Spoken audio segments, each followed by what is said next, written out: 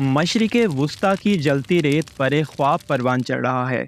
एक ऐसा ख्वाब जो कई लोगों के लिए खुशहाली का पैगाम है और कई के लिए तबाही का।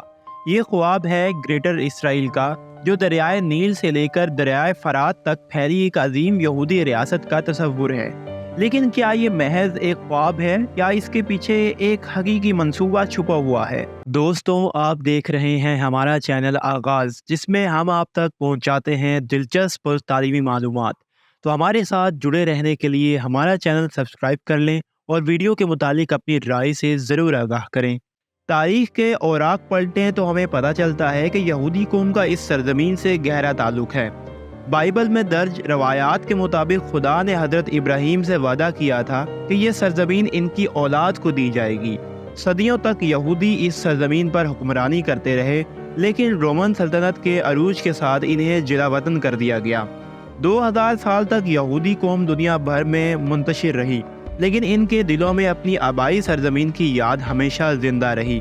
19वीं सदी के अवाखिर में जब यूरोप में यहूदी मुखालिफ जज्बात अपने अरूज पर थे, थियोडोर हर्जल ने ज़योनिज़्म की तहरीक की बुनियाद रखी। इनका मकसद यहूदियों के लिए एक महफूज वतन का क़याम था। हर्जल ने लिखा, अगर आप चाहें तो ये एक अफसाना नहीं होगा। इनके ये अल्फाज नारा बन गए और यहूदियों के लिए फ़लस्तीन में एक नए घर के क़याम का ख्वाब हकीकत बनने लगा। 1917 में बरतानवी हुकूमत ने बेल्फोर अलामिया जारी किया, जिसमें फ़लस्तीन में यहूदियों के लिए एक कौमी घर के क़याम की हिमायत की गई। ये अलामिया एक संग मील साबित हुआ। पहली जंग अज़ीम के बाद फ़लस्तीन बरतानवी के मोमियत में आ गया और यहूदी तेज़ी से इस इलाके में आबाद होने लगे।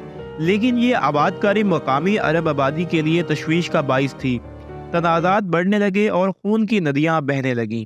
1947 में जब अक़वाम मुत्तहिदा ने फ़लस्तीन की सरजमीन को तकसीम करने का फ़ैसला किया, तो शायद किसी को भी अंदाज़ा नहीं था कि ये फ़ैसले मशरिक़ वुस्ता को किस तरह तब्दील कर देगा।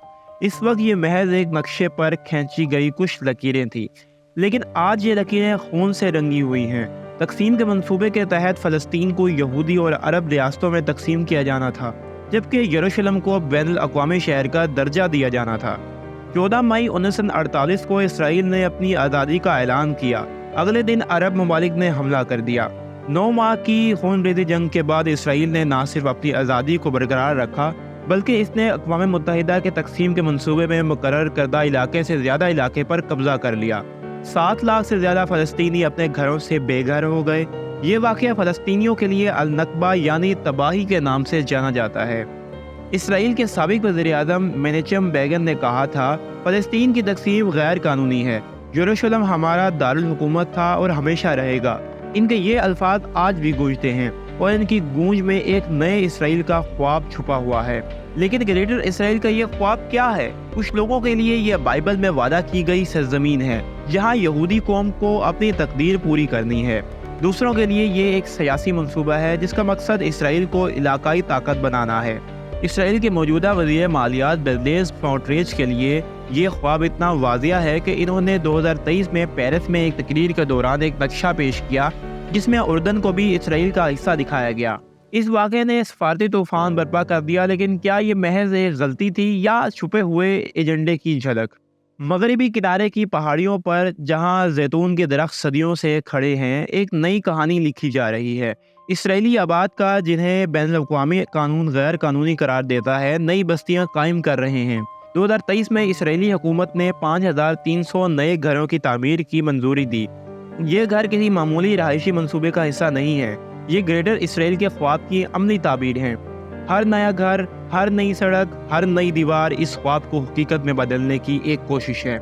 ये आबादकारियाँ हिकमत अमली के तहत कायम की जाती हैं। अक्सर ये अहम मकामात पर वाक़या होती हैं, पानी के ज़खायर के करीब, अहम सड़कों के किनारे या बुलंद मकामात पर, जहाँ से पूरे इलाके पर नज़र रखी जा सके। इसराइली हुकूमत इन आबादकारों को ख़ुसूसी मराहत देती है, सस्ती ज़मीन, टैक्स में छूट और सिक्योरिटी। लेकिन इस ख्वाब की कीमत क्या है? फ़लस्तीनी किसान, जिनके ख़ानदान नस्लों से इस सरजमीन पर रहते आए हैं, अपने जैतून के बागों को जलते देख रहे हैं।